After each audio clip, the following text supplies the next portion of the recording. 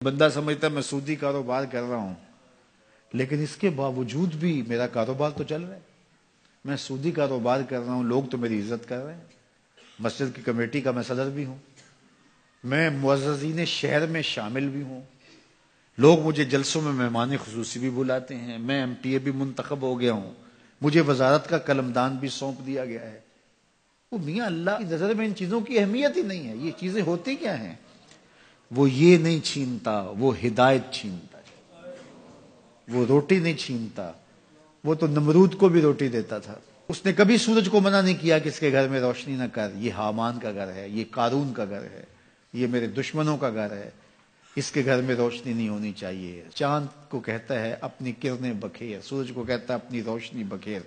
جس طرح باجزید کے گھر میں روشنی ہوتی ہے، اس مکار کے گھر میں بھی ایسی روشنی ہوتی ہے، فرق نہیں پڑتا۔ تو وہ کرم نوازیاں تو نہیں رکتی، لیکن اللہ جب کسی سے ناراض ہوتا ہے تو اس سے ہدایت کی توفیق سلب کر لیتا ہے، تو اعلان جنگ ہوتا ہے۔ تو پھر وہ ٹکرے بھی مار رہا ہو تو اس کی رسم کی نماز ہوتی ہے، اس کا ماتھا جھک رہا ہوتا ہے، دل نہیں جھک رہا ہوتا، چونکہ ہدایت سلب کر لی گئی۔ جب اندر سے روح ہی نکال لی جائے تو باقی بچتا کیا ہے؟ تو یہ بات ذہن میں رکھیے گا کہ اللہ تعالیٰ جل شانہ نے ہمیں جن کاموں سے روکا ہے، جن کاموں سے منع کیا ہے، ان کاموں کے کرنے میں ہمیں کبھی بھی بھلائی اور خیر نہیں مل سکتی۔ یہ ہم جب اچھی طرح سے ذہن نشین کر لیں، اگر اللہ پر ہمارا یقین اور یقیناً اس پر ہمارا ایمان ہے، تو پھر وہ امر جو اللہ کی طرف سے جن سے روک دیا گیا تو ہم کبھی بھی ان کے قریب تک نہ جائیں، اور جن کاموں کے کرنے کا اسے حکم دیا گیا اس کی حکمتیں نہ بھی ہمیں معلوم ہو۔ آج جدید سائنس تحقیقات کرتی ہے تو ہمارے سامنے آتا ہے کہ وضو کے کیا فوائد ہیں۔ آج ہمیں لوگ بتاتے ہیں کہ جناب آپ امامہ باندھیں گے تو سن سٹروک سے بچ جائیں گے۔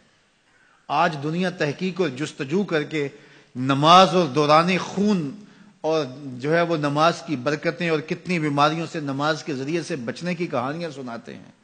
اچھی بات ہے، نماز سے صحت پہ اثر پڑتا ہے، یہ اچھی بات ہے کہ وضو سے بہت ساری بیماریوں سے نجات ملتی ہے، یہ اچھی بات ہے کہ سر پہ امامہ باندھ لے تو سن سٹروک سے بچ جاتے ہیں، یہ اچھی بات ہے کہ آپ روزہ رکھتے ہیں تو کینسر جیسے امراض سے آپ کا بچاؤ ہوتا ہے، یہ اچھی بات ہے کہ فلاں عمل کرتے ہیں تو فلاں ہوتا ہے۔